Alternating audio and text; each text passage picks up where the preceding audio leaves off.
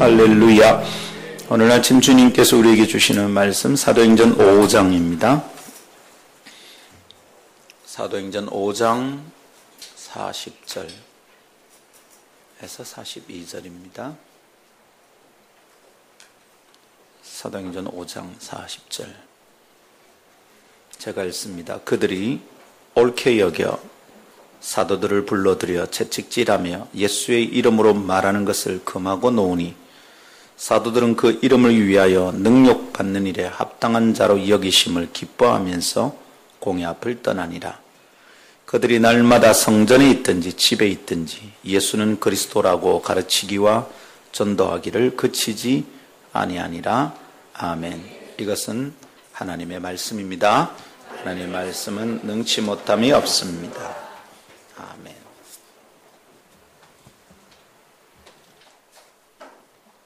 할렐루야. 하나님 아버지, 이 아침에도 저희는 주님만을 예배하며 높이며 여기에 있습니다. 하나님, 입술의 말은 거창하나 마음은 어지럽고 삶은 따라가지 않는 어리석은 자들이 아니라 말씀을 들은 적 깨닫고 깨달은 적 순종하는 사람들이 되게 하옵소서. 실천적 신앙, 그것을 꿈꿉니다. 삶과 말씀이 따로 노는 이상한 괴물들이 사는 땅이 아니라 하나님의 말씀을 들으면 곧장 순종하는 순전한 하나님의 백성들이 사는 땅이 되게 하옵소서. 이 아침 기다리오니 오셔서 말씀하여 주옵소서. 듣겠습니다. 종들이 순종하겠습니다. 주여 오시옵소서. 주 예수님 이름으로 기도하옵나이다. 아멘. SBS 방송국에 주말에 하는 프로그램, 그것이 알고 싶다라는 프로그램이 있습니다. 여러분 아시죠? 이 프로그램에서는 간혹 매우 억울한 사람들이 등장합니다. 지나간 일인데, 잘 몰랐던 것인데 때론 쏟기도 하고 때론 억울한 일을 당하기도 한 사람들이 등장합니다. 근데 그 사람들의 말은 매우 단순합니다. 어떻게 단순합니까? 나는 죄를 짓지 않았다는 겁니다. 아주 단순합니다. I'm not guilty. 나는 죄가 없습니다. 그런데 여러분, 억울하게 누명을 뒤집어쓰고 자기의 명예를 더럽히게 되었다는 겁니다. 그게 너무 억울하고 답답해서 사람들이 웁니다. 문제가 뭡니까? 자신들의 무죄를 증명할 증거가 부족하다는 거예요. 자기가 죄가 없다는 것을 증명할 증거가 부족해요. 그래서는 그냥 억울한 누명을 뒤집어쓰고 있는 것입니다. 뭐라고요? 무죄를 증명할 증거. 이것에 대해 생각해 본 적이 있습니까, 여러분? 무죄를 굳이 증명해야 합니까? 죄가 없는 것은 그냥 죄가 없는 것 아닐까요? 왜 죄가 없음을 증명해야 합니까? 증명해야 하는 것은 죄인이 죄를 지은 것 아닙니까? 증거는 죄인의 죄를 증명하기 위해서 필요한 게 증거 아니겠습니까? 경찰은 그걸 찾아야 되고 검찰은 그것을 가지고 증명을 해내야 합니다. 사랑하는 여러분, 근데 참 이상합니다. 죄 없음을 증명하지 못하면 죄가 되는 세상 속에 살고 있는 것 같아요. 이 얘기를 통해서 가만히 생각해 봤습니다. 여러분, 무죄는 사실은 증명할 필요가 없는 거예요. 그냥 죄가 없으면 죄가 없는 거예요. 죄가 없는 사람은 단순합니다. 죄가 없는 사람은 다른 것을 말할 것이 없어요. 그냥 나는 죄가 없습니다. 죄가 없는 것을 증명해봐. 아니, 나는 그냥 죄가 없습니다. 나는 그 일을 하지 않았습니다. 무죄인 사람이 다른 것을 설명할 필요가 없는 거죠. 할 말이 없는 겁니다. 나는 죄가 없습니다. 왜 죄가 없어? 죄가 없으니까요. 왜 죄가 없어? 죄가 없으니까요. 그래서 내가 죄를 짓지 않았다는 말 한마디, 그것이면 됩니다. 그런데 그 단순한 말이 힘들어질 때가 있습니다. 우리는 살아오는 날 동안 경험한 것이 있죠. 뭡니까? 말이 복잡하면 거짓인 것 같아, 이렇게 짐작하게 되는 겁니다. 괜히 설명이 휘황찬란하면 진실이 아닌 것 같습니다. 진실은 매우 단순합니다. 오히려 진실을 증명할 말은 없습니다. 그냥 진실 그 자체입니다. 그러나 설명이 복잡해지면 문제가 발생하는 겁니다. 진실과 진리는 매우 단순합니다. 예수님의 제자들이 전한 복음도 그랬습니다. 아주 단순했습니다. 복잡하게 설명할 필요가 없었습니다. 그들의 복음은 진리였기 때문입니다. 그들이 전하는 것은 그래서 내용도 방식도 그들의 삶도 아주 단순했습니다. 그들이 말하는 방식도 그들의 내용도 그대로 믿고 따르는 그들의 삶도 단순했습니다. 그들이 전하는 내용이 뭡니까? 예수는 그리스도다 였습니다. 그리고 여러분 이것을 전하는 방식, 그들의 삶의 어떤 부분도 이것을 가로막을 수 없었습니다. 오늘 우리가 40절 읽었는데요. 제사장들이 사도들을 불러들여 채찍질하며 예수 이름으로 말하는 것을 금하여 놓았습니다. 방해가 될 만합니다. 그런데 41절 사도들은 그 이름을 위하여 능욕받는 일에 합당한 자로 여기고 기쁘게 전했습니다. 아주 단순했습니다. 만일 여러분 제사장들의 말을 고려한다면 복잡해집니다. 이렇게 하면 내가 얻어맞을까? 내게 무슨 불이익이 있을까? 혹시 내 아이들을 힘들게 만들까? 그래서 여러분 진리가 구부러지고 진실이 잊혀진 적이 얼마나 많습니까? 그것이 알고 싶다 했으니 그 얘기를 종종 하는 거예요. 뇌물 때문에, 위협 때문에, 협박 때문에 진실을 질질되게 말하지 못한 사람들의 얘기가 거기 있는 겁니다. 근데 제자들은 아주 단순했습니다. 제사장들의 말을 안 들으면 어떻게 될까 생각하지 않았습니다. 이 말을 안 들어서 내 삶이 어떻게 될까, 또 감옥에 갇힐까 생각하지 않았습니다. 만일 이것을 전하다가 유대인들에게 또 잡히면 어떻게 하지, 내 스승인 예수님도 죽었는데 우리도 죽는 것 아닐까 생각하지 않았습니다. 둘을 놓고 비교하지 않았습니다. 어느 게 더 나을까 생각하지 않았습니다. 그들은 아주 단순했습니다. 왜냐하면 그게 진리였기 때문입니다. 여러분 오늘 아침 혹시 고민이 있습니까? 이거 해야 되나? 저거 해야 되나? 고민이 있습니까? 하나님을 섬길까? 하나님을 섬기다가 일어난 일에 대해서 어떻게 할까? 사람들이 말하는 대로 내가 혹시 너무 광신적으로 믿는 것 아닐까? 여러분 혹시 고민하고 있습니까? 복잡하면 문제가 생깁니다. 아주 단순하게 그분의 복음을 받고 아주 단순하게 그분의 말씀을 따르는 사람들이 필요합니다. 아멘. 여러분 진리를 기뻐하지 않는 현대의 사람들은 이 단순함에 마음이 끌리지 않습니다. 뭔가 좀 더 설명이 필요한 듯 보입니다.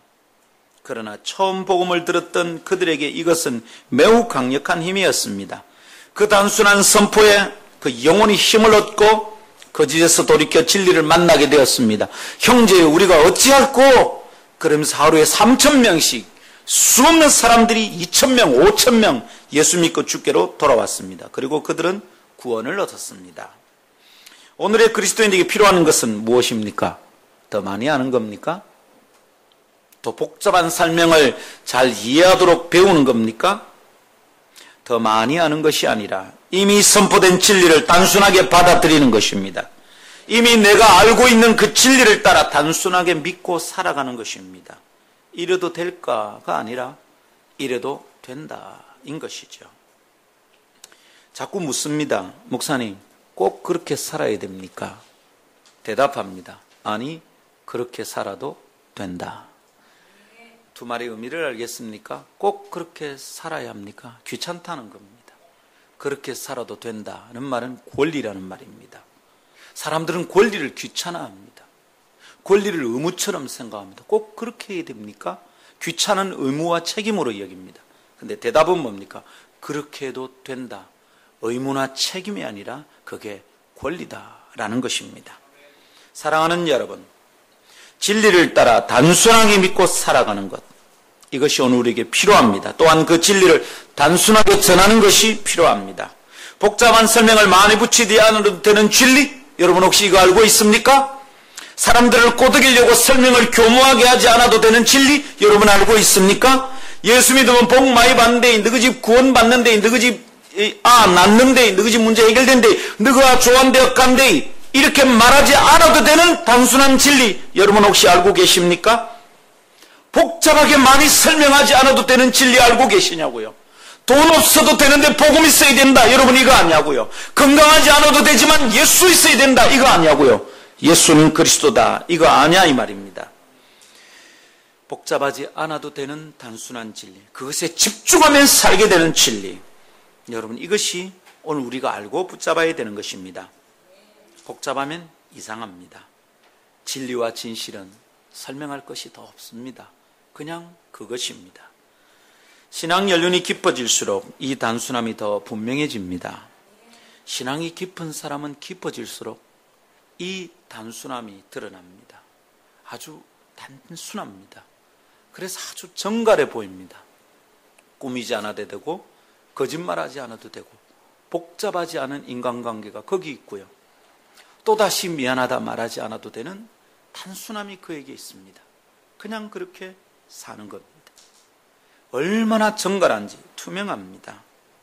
사랑하는 성도 여러분, 우리의 신앙이 깊어지면서 이 단순함을 더 잘 배우고 훈련하게 되기를 축복합니다. 여러분 어떻습니까? 여러분 단순합니까? 혹시 오늘 아침에도 고민하고 있습니까? 깊은 신앙은 복잡하지 않습니다. 마음도 말도 삶도 인간관계도 아주 단순합니다. 근데 뭐라고 말해야 될지 모르겠다. 이미 문제가 있는 겁니다.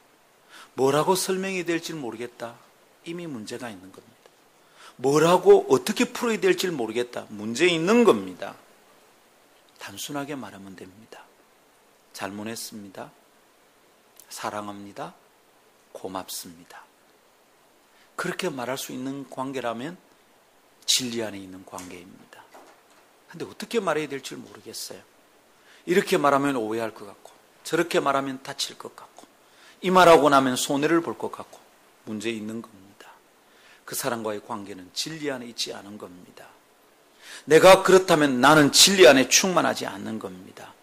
사랑하는 성도 여러분, 아름다운 교회 진리 안에 머무는 공동체 되기를 축복합니다. 복잡하지 않게 예수 믿읍시다. 그리고 마음에 새기고 우리의 입으로 외칩시다.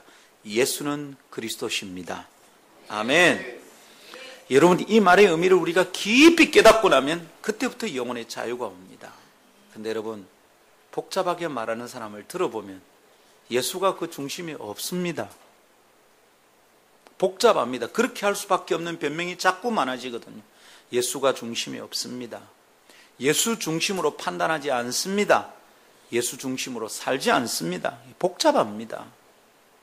왜 주일날 못 나왔습니까? 설명이 복잡합니다. 왜 그런 일이 일어납니까? 설명이 자꾸 복잡합니다. 설명을 또 해야 됩니다. 그렇게 뭐가 있습니까? 예수 중심으로 살면 설명 복잡하지 않습니다. 설명 필요 없고 그냥 아주 단순해집니다. 여러분, 이게 투명함입니다. 그리스도 앞에 서면, 하나님의 보좌 앞에 서면 이 단순함을 훈련하지 않은 사람들은 그 투명함에 놀라게 됩니다. 벌벌 떱니다. 환히 다 비춰지거든. 엄마 이거 우짤고. 그때 뭘로 가릴까요? 나뭇잎으로 아담과 하와처럼 가릴까요? 어림도 없습니다. 하나님 앞에 서면 굉장히 투명해지는데 이게 무섭습니다. 그러나 신앙이 깊어질수록 훈련된 단순함은 그 투명함이 즐겁습니다. 하나님 앞에 다 비치는 게 겁이 나지 않습니다. 우리는 사람에게 다 비춰도 겁이 나죠. 사람에게 다 말하면 두렵죠. 그러니 하나님 앞에 다 드러나면 얼마나 겁이 날까요? 우리 단순하게 투명하게 살아냅시다. 우리는 여름이 지나는 길목에서 복음의 핵심이라는 시리즈 설교로 이 과제를 다루고 있습니다. 그리스도이신 예수님에 대하여 배우고 있는데 우리 이미 두 개를 배웠습니다. 선지자 되신 예수님 그리고 왕이신 예수님을 이미 배웠습니다. 마지막 시간에 마지막 날 아마 다음 주 될 것 같습니다. 잠깐 복습하고 마무리 메시지를 나눌 것인데요. 이미 우리가 배워서 오늘 되풀이하지는 않겠습니다. 오늘은 제사장이신 예수님에 대하여 함께 배우고 은혜 받기를 원합니다. 다음 네 가지에 대하여 오늘과 다음 주일에 걸쳐서 묵상하고 구원의 은혜를 누리게 되기를 바랍니다. 첫 번째는 제사장은 백성의 죄를 위한 중재자입니다. 두 번째, 예수 그리스도는 큰 대제사장입니다. 세 번째는 대제사장이신 예수 그리스도를 믿으면 구원을 얻습니다. 마지막 네 번째로 그리스도인은 왕 같은 제사장으로 세상을 살아야 합니다. 이 네 가지 중에 아마 오늘 두 가지 얘기하기가 좀 빠듯할 것 같습니다. 첫 번째 따라 합시다. 제사장은 백성의 죄를 위한 중재자입니다. 네, 우리가 예수님이 제사장이다 라는 것을 이해하기 위해서 이것을 배우는데 첫 번째로 기억할 것은 제사장이란 직분이 뭐하는 사람인가예요. 제사장은 백성의 죄를 위한 중재자입니다. 죄인인 인간은 하나님께 직접 못 갑니다. 그래서 중재자가 필요한데 그 일을 하는 사람이 제사장입니다. 제자들이 단순하게 전한 복음의 핵심은 예수님이 그리스도다라는 것이었다 그랬습니다. 그리스도는 세 가지 직분과 관련 있는 것입니다. 그리스도는 말은 기름 부음 받은 자, 특별한 세 가지 직분 때문에 구별된 자라 그랬죠. 세 가지가 뭐였습니까? 왕, 선지자, 제사장이 그것입니다. 예수님은 이 모든 직분과 깊이 연관되어 있다 그랬죠. 그래서 그리스도의 삼중직이라고 그랬습니다. 오늘은 그 세 번째 제사장 직분에 대해 살피게 되는데요. 그것에 대해서 히브리서가 아주 좋은 가이드북이 됩니다. 예수님이 제사장이라는 것을 잘 배우고 싶으면 히브리서를 자꾸 읽어보면 됩니다. 아, 이거구나. 여러분, 히브리서 굉장히 은혜 있습니다. 기회를 보고 있습니다. 책별로 좀 강의를 하고 싶은데 히브리서도 해보고 싶고 로마서도 해보고 싶고 창세기도 하고 싶고 하고 싶은 게 너무 많아요. 죽기 전에 할 수 있을지 66권 한번 다 해보는 게 꿈인데 언제 할지. 후반기부터 책을 하나씩 해볼까 싶은 생각이 듭니다. 천천히 함께 가십시다. 히브리서는 전체 주제가 이렇습니다. 그리스도의 탁월성입니다. 한번 따라합시다. 탁월하신 그리스도. 히브리서는 그리스도의 탁월성에 대한 설명서입니다. 가이드북입니다. 예수님은 다른 어떤 탁월한 영적 존재보다 더 탁월하고 우월하시다. 이게 히브리서의 설명입니다. 우선 첫 번째로 모든 선지자들보다 더 탁월하시다고 히브리서가 설명합니다. 이게 히브리서 1장 1절부터 3절. 그 다음에는 천사보다 더 뛰어나시다고 얘기합니다. 이게 1장 4절부터 2장 18절까지. 그 다음은 유대인들이 다 우러러 바라보는 위대한 영도자 모세보다도 더 탁월하다. 이것이 히브리서의 설명입니다. 3장 1절부터 4장 13절까지. 그리고 4장 14절부터 오늘 묵상할 본문입니다. 4장 14절부터 나머지 대부분은 그 뒤로 끝까지는 제사의식에 대해서 제사장들에 대해서 다루는데 대부분은 제사장들보다 더 탁월하신 분이 예수님이다. 이렇게 설명합니다. 자, 여러분, 오늘 우리가 나누는 얘기는 예수님이 그리스도시고 제사장이다 그랬잖아요. 근데 제사장보다 더 탁월하다. 이게 무슨 의미일까요? 이걸 얘기하기 위해서 우선 예수님이 제사장이다. 이것부터 생각합시다. 자, 여러분, 예수님이 제사장이다. 이것은 예수가 그리스도라고 선포한 제자들의 복음 선포 안에 이미 들어있습니다. 특별히 우리가 살펴보고 싶어하는 히브리서의 3장 1절에 특별히 이런 말씀이 있습니다. 그러므로 함께 하늘의 부르심을 받은 거룩한 형제들아, 성도들을 부르는 말입니다. 우리가 믿는 도리의 사도시며 대제사장이신 예수님을 깊이 생각하라. 할렐루야. 예수를 깊이 생각하랍니다. 제 친구 목사님 진주에서 사역할 때 그 목사님 집에 갔더니 책상 앞에 이만한 전지에 이 구절을 써놨어요. 그러므로 함께 하나님을 부르는 게 아니라 우리의 믿는 도리의 제사장이신 예수를 깊이를 어떻게 썼느냐면 위에 두 줄을 딱 써놓고 깊이에 이자를 이렇게 밑에 내렸어요. 밑에 피읍 이 생각하라. 느낌이 팍 오더라고요. 네? 무슨 말인지 압니까? 깊이 할 때 기하고 이를 깊숙 전지 위에서부터 밑에까지 내려가 피읍 딱 붙였어요. 깊이 생각하라. 글씨를 그렇게 써놓으니까 느낌이 딱 오더라고요. 예수를 깊이 생각하라. 이게 하나님의 백성들이 할 일이다 이 말입니다.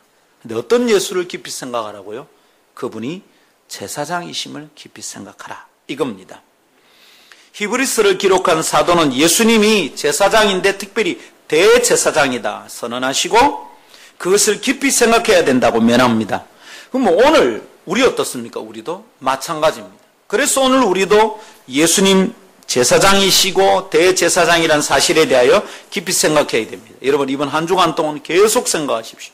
예수님은 제사장이다. 오늘 말씀 딱 듣고 나면 이 말씀 붙들고 한 주간 내내 예수님은 제사장이다. 깊이 생각할 수 있기를 바랍니다. 자, 그렇다면 제사장에 대하여 우리가 기본적으로 배워야 하겠죠. 제사장이 뭐 하는 사람입니까? 제사장은 어떤 직분의 사람입니까? 구약성경 특별히 출애굽기 레위기를 자세히 읽어보면 성경은 기본적으로 제사장이 백성의 죄를 대신 하나님 앞에 가지고 가서 사죄를 구하는 중재자 역할을 한다. 이렇게 성경이 설명합니다. 인간이 하나님 앞에 직접 못 나간다 이 말입니다. 인간은 자기 홀로 하나님께 나아가지 못합니다. 왜냐하면 자기가 가진 죄 때문입니다.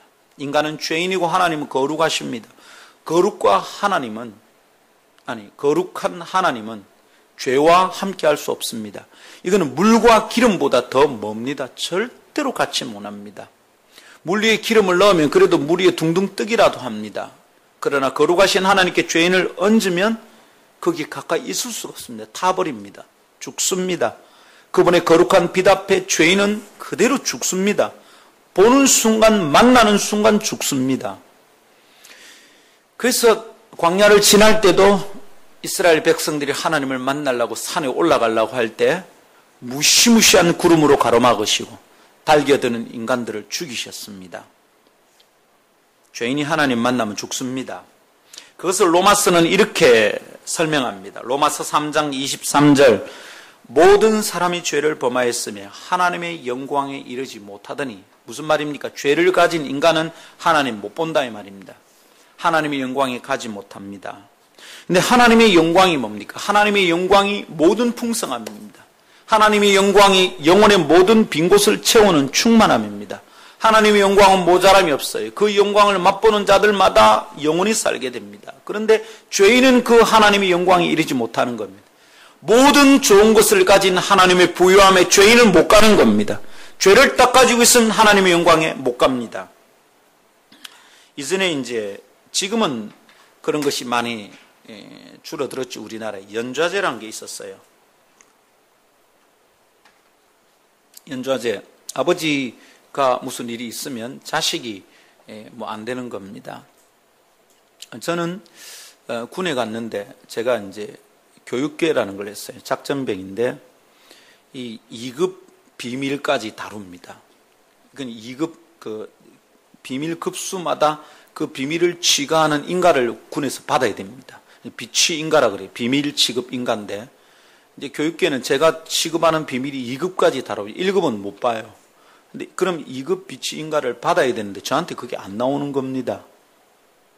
아마 우리 가족 안에 무슨 문제가 있고 대학 때 데모는 했지만 잡혀가서 제가 뭐 그런 거는 없었거든요. 근데 이게 뭐 기록에 남아서 그런지 여하튼 제가 안 나오는 겁니다.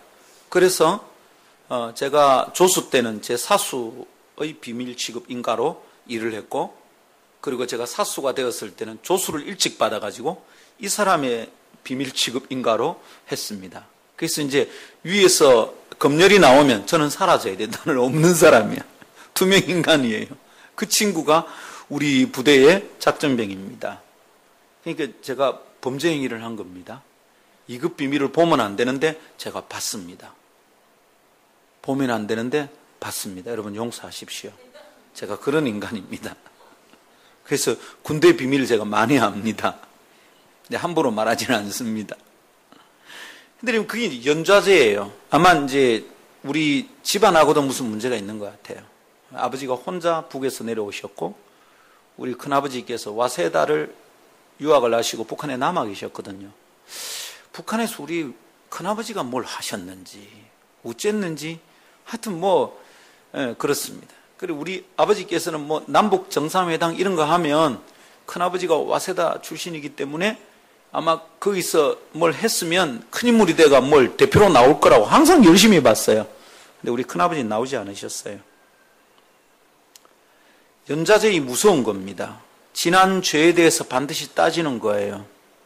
여러분, 죄인은 하나님 앞에 영적 연좌제에 묶인 자들이에요. 한 번만 죄를 지어도 야는 하나님 앞에 못 서는 겁니다. 죄는 하나님 앞에 모든 죄는 사형입니다. 세상의 죄는 어떻습니까? 집행유예도 있고요, 1년형도 있고요, 벌금형도 있고요. 그리고 무기징역도 있고 사형도 있고 다양합니다. 죄의 중함의 정도에 따라 다릅니다. 그런데 성경은 죄에 대한 처벌이 딱 한 가지뿐입니다. 뭡니까? 죄 지으면 사형입니다. 아무리 작은 죄라도 사형입니다. 그래서 눈이 범죄하면 눈을 뽑고 천국 가라 그럽니다. 이게 무시무시하기 때문에 눈 뽑고 눈으로 범하는 죄를 범치 말고 천국 가라 이렇게 말하기도 했습니다. 여러분, 인간은 죄인입니다. 죄를 가지고 있으면 하나님 앞에 못 섭니다. 서는 순간 죽습니다. 우리는 영적 연좌제에 묶인 자들이에요. 한 가지만 잘못해도 전부 다 안 되는 겁니다. 기억해야 됩니다. 이것이 우리의 본질입니다. 이 본질 앞에서 처절하게 좌절해 본 사람이 구원 얻을 수 있습니다. 이 죄의 무게 때문에 죽을 듯이 고통해 본 사람이 예수 만납니다. 뻔뻔하게 번들거리면서 교회당 드나드는 인간들은 절대로 구원받지 못합니다. 한 번은 죽을 듯이 아파봐야 됩니다. 죄인이구나. 내가 죽는 거구나. 아무리 노력해도 안 되는구나. 나는 지었던 죄를 또 짓는구나. 내 쓰레기고 벌레구나. 짐승이구나. 라는 것에 대해서 처절하게 절망해 본 사람이 죄인입니다. 그 죄인을 위해 예수께서 오신 거예요. 할렐루야. 그런데 이 처절한 절망의 벽 앞에 서보지 못한 사람들, 그 절망의 벽 앞에서 통곡해보지 못한 사람들은 가짜입니다. 이 사람 예수 믿는 게 아닙니다. 아이고 나는 죽겠구나. 나는 아무리 노력해도 안 되는구나. 이 좌절, 진짜로 나 뻔뻔하구나. 정말 안 되구나. 쓰레기구나. 오 주여 내게는 선함이 없습니다. 내게 의의가 하나도 없습니다. 이걸 경험해보지 못한 사람들은 예수 믿는 말이 가짜입니다. 내가 왜 이럴꼬? 그렇죠 여러분? 수없이 그렇죠. 매일 그렇죠. 나는 왜 이럴꼬? 여러분 맨날 그렇죠? 그렇습니다 여러분. 그래서 우리에게 중재자가 필요합니다. 내 혼자 하나님 앞에 못 간다 이 말입니다.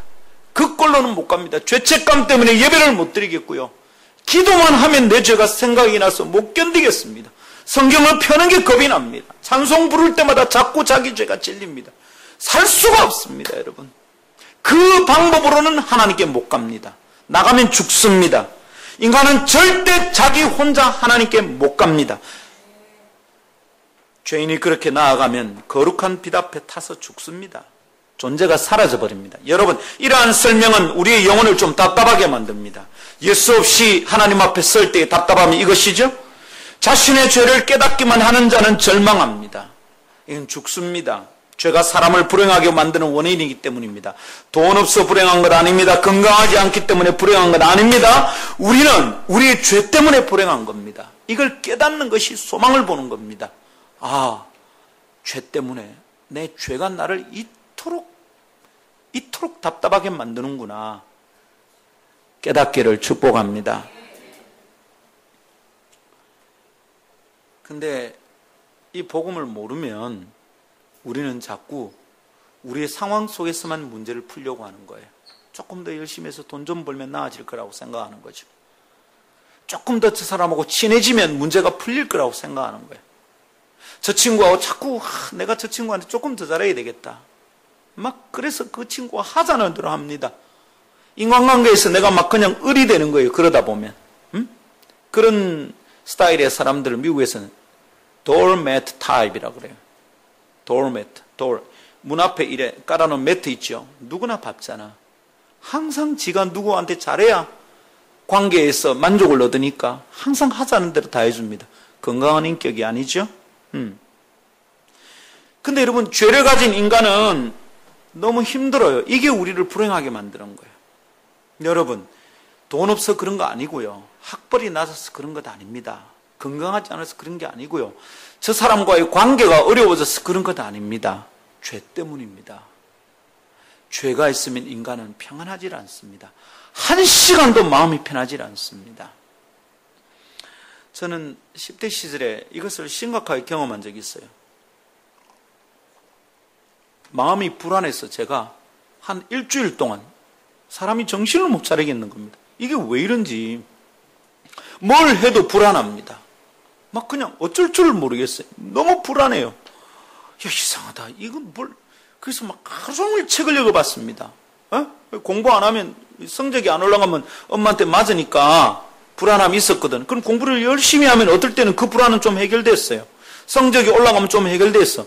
그런데 성적이 올라가는데도 그 해결이 안 되는 거야. 아이고, 친구들하고 좀 재밌는 얘기를 하면 괜찮겠다. 친구들하고 열심히 얘기를 했는데 여러분, 이게 안 되는 거야. 친구들하고 같이 얘기를 못 하겠어요. 얼마나 힘드는지 몰라. 도대체 이게 무엇인지. 나중에 예수님 다 만나고 나서 알게 됐습니다. 죄란 인간을 궁극적으로 불안하게 만드는 거구나. 죄란 인간을 본질적으로 불행하게 만드는 거구나. 항상 그랬어. 항상 죄책감이. 뭘 해도 만족이 없었어. 공부를 1등을 해도 만족이 없어. 1등을 해도 불안해. 친구들이 많아도 불안해. 항상 불안해. 근데 주님을 만난 날 이게 풀어졌어요. 우와, 더 이상 이 땅 것으로 불안해하지 않아도 되는구나. 들으십시오. 인간의 불행의 근원은 죄 때문입니다. 하나님께 가야 만족이 있는데, 죄인은 하나님의 영광을 만나야 만족이 있는데, 그 하나님의 영광의 빛 앞에서 우리는 행복한 건데, 그분의 거룩의 빛 앞에 들어가면 평안이 있는데, 죄인은 거기 못 가는 거지. 그러니까 너무 불안한 거야. 가야 되는데 못 가는 거지. 이게 너무 불안한 거야. 한 번도 만족이 없는 거야. 계속 힘든 거야. 돈을 벌어도 만족이 없고, 공부를 잘해도 만족이 없는 거야. 연애를 해도 만족이 없고, 남친이 내만 이쁘다 해주는데도 만족이 없는 거야.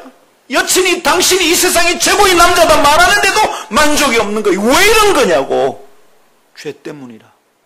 여러분, 이 문제를 해결하지 않으면 정말 큰일 나는 거예요. 교회 다니면서 복 받겠다 생각하면 큰일 나요, 여러분. 이 문제 해결해야 돼. 어떻게 해결할 거예요? 불행할 뿐만 아니라 죄가 결국은 죽음을 가져오기 때문에 영혼을 답답하게 만드는 거예요. 내가 죄인이구나. 하나님 앞에 못 가는구나. 죽는 거죠.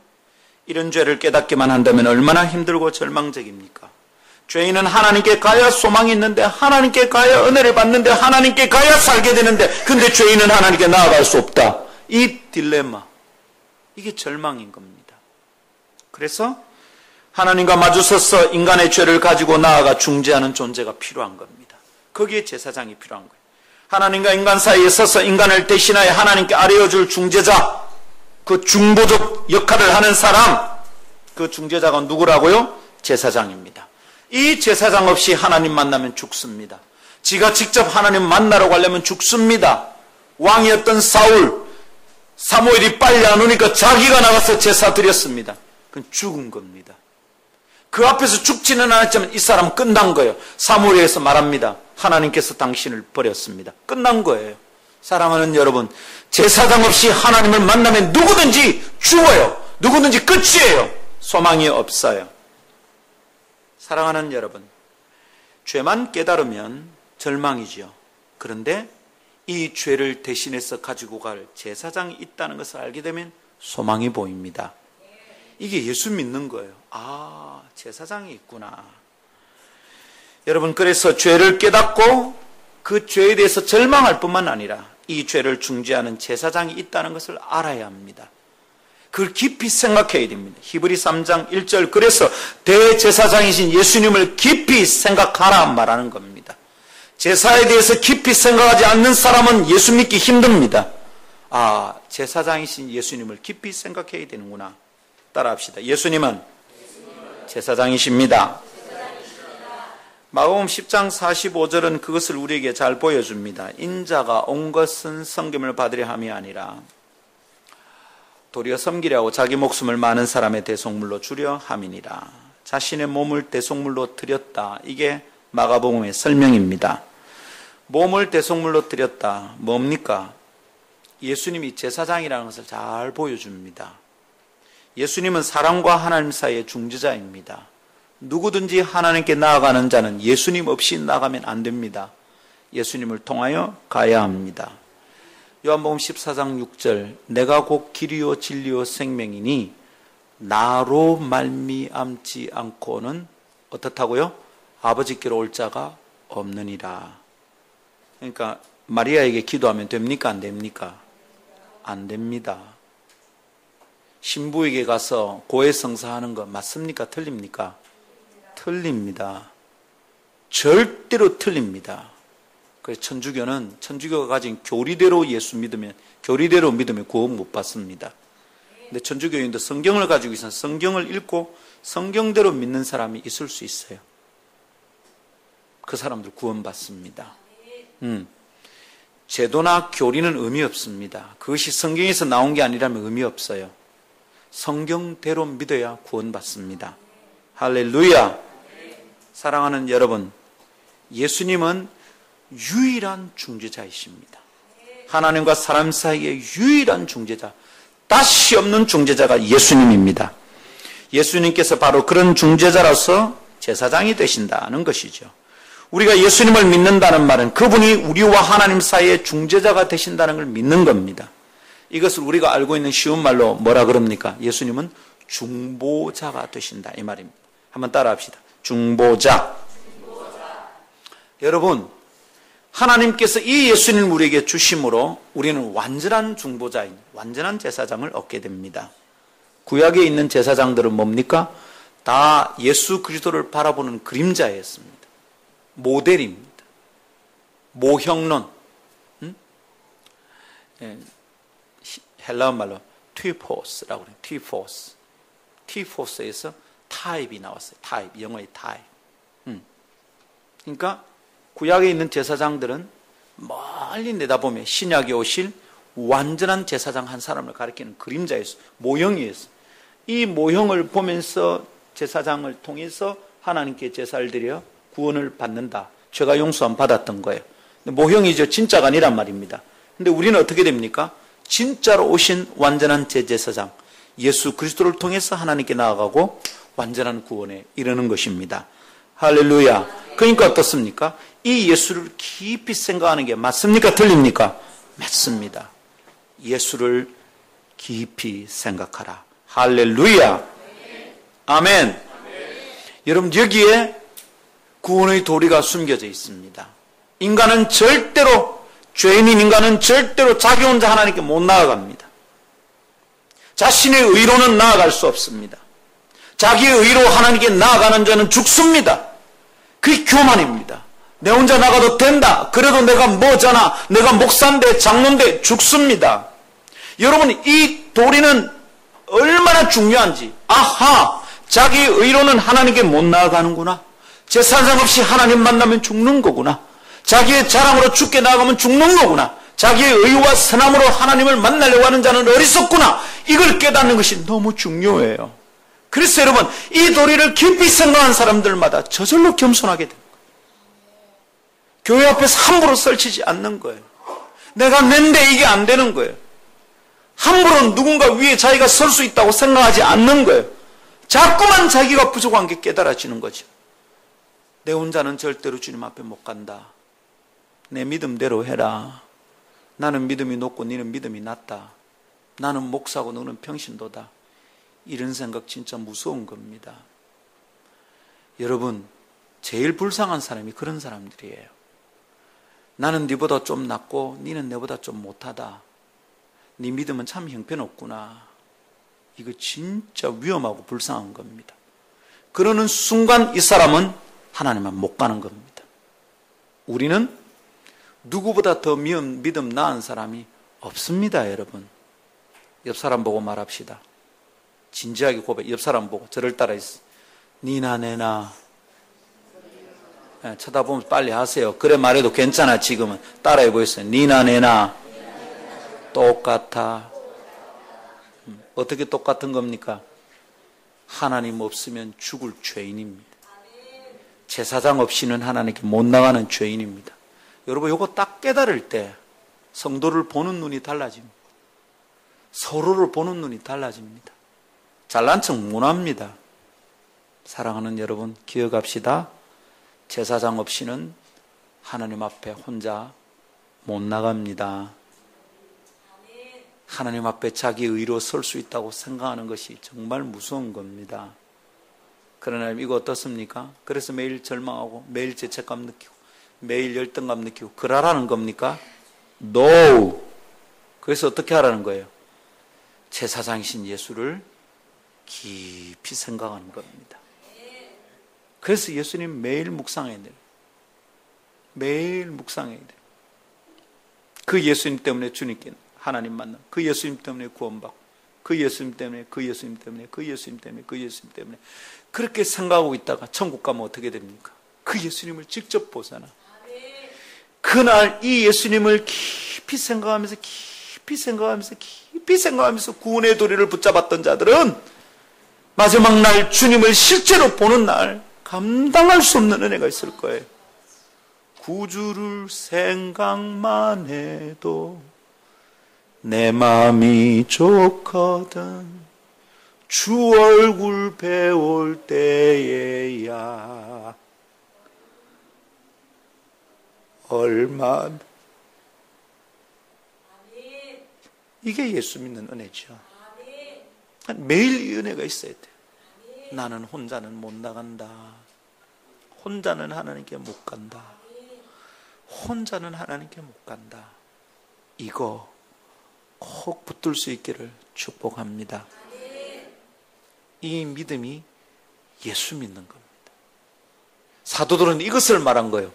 예수는 그리스도다. 무슨 말입니까? 예수가 제사장이다. 이 말입니다. 여러분, 이것이 초대교회에 왜 필요했느냐 하면 초대교회 성도들이 유대인들로부터 공격당한 게 있었어요. 그게 뭐냐 하면, 야, 너희는 율법이 끝났다며? 율법이 완성됐다며? 응? 더 이상 제사들이 필요 없다며? 제사장 없는데 누구 웃잘래? 그랬습니다. 그러니까 유대교에서 예수교로 개종한 사람들이 이것 때문에 캥기는 겁니다. 그럴 때 뭐라 그럽니까? 우리의 믿는 도리의 사도시며 대제사장이신 예수를 깊이 생각하라. 그런 사람들 때문에 히브리스가 써진 거예요. 얘들아, 유대교인이 믿고 따르는 도리, 그 제사장의 도리, 그 제사장을 통해서 하나님께 나아가는 그거, 그러나 그것보다 더 완전한 제사장이 계신데 그분이 예수다. 우리에게 제사장 계시다. 이게 히브리서의 내용인 겁니다. 오늘날 우리도 마찬가지입니다. 오, 우리는 더 이상 제사도 안 드리고 제물도 없네. 우리는 어쩌고 죄인은 혼자 나가면 죽는데, 그런 자들에게 소망이 있는 거예요. 우리의 믿는 도리에 사두시며 대제사장이신 예수를 깊이 생각하라. 이 예수님을 매일 붙들고 매일 생각하고, 나는 의가 없다. 예수님의 의로 나간다. 내겐 선함이 없다. 선하신 목자 따라 나간다. 이거 믿는 것이 예수 믿는 겁니다. 사도들의 복음 선포의 핵심이 이것이었습니다. 예수는 그리스도다. 예수는 제사장이시다. 예수님 통하여 하나님 만난다. 이 도리를 오늘 우리도 굳게 붙들고 단순하게 믿고 단순하게 선포해야 됩니다. 이거 전도할 때 어떻게 적용하면 될까요? 아주 단순하게 말해야 됩니다. 사람이 불행한 이유는 죄 때문입니다. 시어머니 관계 안 좋다고요? 시어머니와 당신 사이에 죄가 있습니다. 시어머니도 당신도 죄인인데 죄인이 죄인끼리 만나니까 힘든 겁니다. 죄를 풀 수 있는 유일한 방법은 죄를 위해 죽으신 예수 그리스도. 이분 없이는 행복으로 못 갑니다. 행복은 하나님께만 있는데 죄인은 행복을 못 만납니다. 하나님께 못 갑니다. 그래서 당신 예수 믿어야 됩니다. 이게 예수는 그리스도라는 선포입니다. 예수는 제사장이라는 선포입니다. 누굴 만나서도 교회 오면 좋대. 예수 믿으면 복 받는데. 예수 믿으면 너희 자식들 잘 된대. 틀린 말 아닙니다. 그러나 완전하지 않습니다. 우린 뭐라고 전해야 됩니까? 예수는 그리스도십니다. 근데 안 믿는 사람이 있다고 말하면 알아듣습니까? 못 알아듣습니다. 유대인들은 이렇게 말하면 금방 알아듣습니다. 예수는 그리스도다. 유대인들이 금방 돌아왔습니다. 수천 명씩 예수 믿었습니다. 예수는 제사장이다. 외칠 때 회개했습니다. 예수 안 믿는 사람들, 지금 우리나라에서 어째 말해야 됩니까? 인간의 불행의 근원은 죄입니다. 당신 사업 안 돼서 힘든 거 아니요. 죄 때문에 힘든 거예요. 당신 일 잘 안 풀려서 힘든 거 아니요. 죄 때문에 힘든 거예요. 사업이 힘들어도 영혼은 평안할 수 있습니다. 내가 하는 일이 잘 안 돼도 영혼은 자유가 있을 수 있습니다. 죄 문제를 해결하면 가능합니다. 이걸 얘기하는 거죠. 근데 여러분, 자꾸 똑같은 일이 반복되죠. 바보 같은 일이 내게 계속 반복되죠. 예수가 중심이 없으니까 그렇지. 겨우 죽어서 천당 가는 것만 생각하니까 그렇지.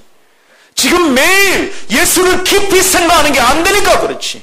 예수가 제사장인데 내가 예수 없이 잘하려고 하니까 문제지. 예수 없이 착한 척 하려니까 문제지. 예수 없이 행복하게 살아보려고 애를 쓰니까 문제지. 돈 벌어야 되니까, 사람들을 더 많이 만나야 되니까 예수 없이 그걸로 어떻게 행복해지냐고. 돈은 벌어도 불행한데 자꾸 반복되는 겁니다. 들으십시오. 예수가 제사장입니다. 예수가 내 삶의 중심에 있어야 됩니다. 아, 나는 안 되는군요, 주님. 예수님 필요합니다. 아, 나는 안 되는군요, 주님. 예수가 필요합니다. 그런데 바보같이 성도들이 어쩌느냐면, 나는 안 되구나, 나는 안 되구나, 나는 왜 이렇노? 이것만 하고 끝내니까 문제란 말입니다. 내가 왜 이렇고, 내가 왜 이렇고, 이러고 끝내니까 문제라. 그러면 지옥 갑니다, 여러분. 그때 어째야 됩니까? 내가 안 되는구나. 그래서 예수님 필요하구나.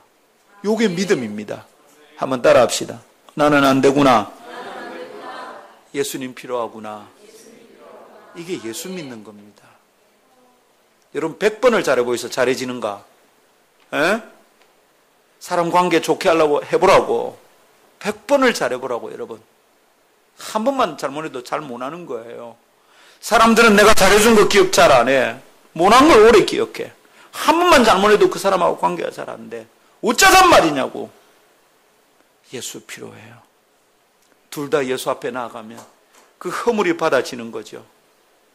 사랑하는 성도 여러분, 예수님을 중심에 모십시다. 예수 믿읍시다. 명심하세요. 글자로 하는 거 말고 온몸으로 적용해야 됩니다. 이번 한 주간 동안. 예수 없으면 안 되는구나. 제사장이 필요하구나. 죄인에겐 제사장이 필요하구나. 이거 붙들고 주님 앞에 나아갈 수 있기를 축복합니다. 찬송합시다.